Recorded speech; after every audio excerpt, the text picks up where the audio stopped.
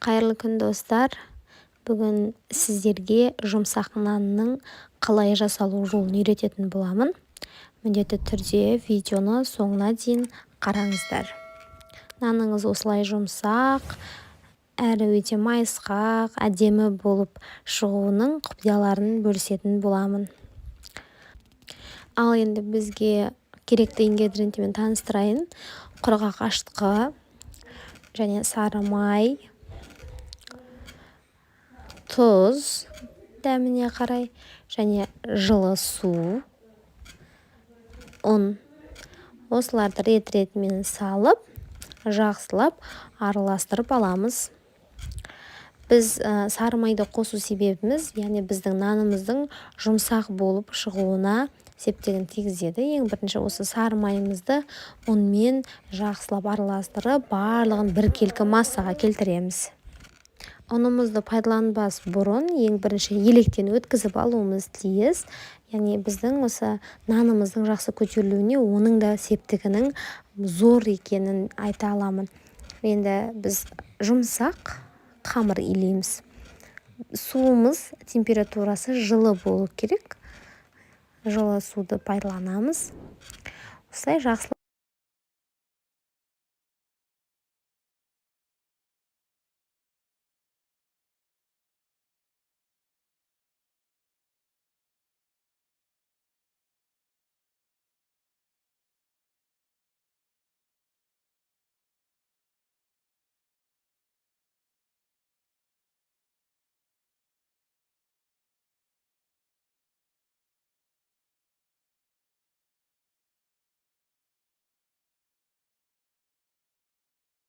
қамырымызды жақсылап илейміз. Арасында ешқандай дұрыс иленбей қалу деген болмау керек. Өте жұмсақ қып илейміз. Жақсылап бетін жауып, сыртын матамен, болмаса қандай да бір орауыштармен орап, жылы жерде қалдырамыз.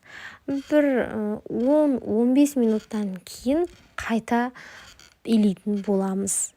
Жалпы жарты сағат көлемінде қалдырсаңыздар, жылы жерде тез көтеріліп шығады. Жалпы сіздер өзі құрғақ қопсытқышты қалай, құрғақ ашытқыны қалай қосқандарыңызға да байланысты жалпы. Енді жақсылап тағы да бір қайтарып илеп қоямыз қамырымызды.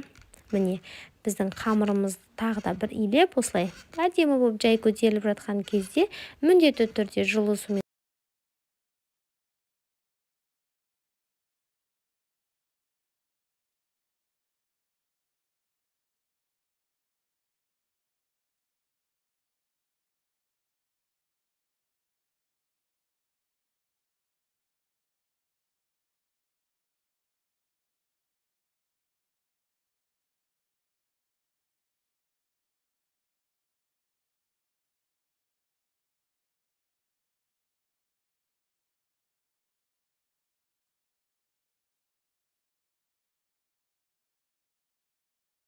қалдырдық. 10-15 минутта көтеріліп, әдемі болып көтерілді.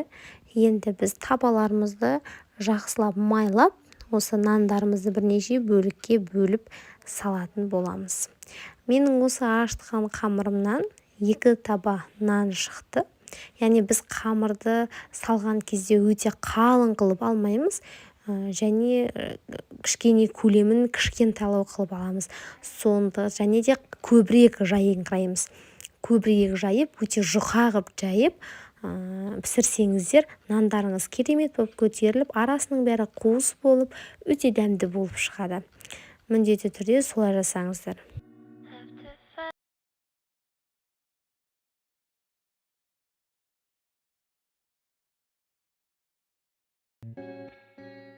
Осылай табаға салып алғаннан кейін табаларымыздың бетін жауып, сыртын матамен орап, тағы да жылы жерде қалдырамыз, көтерілгенше ұстаймыз.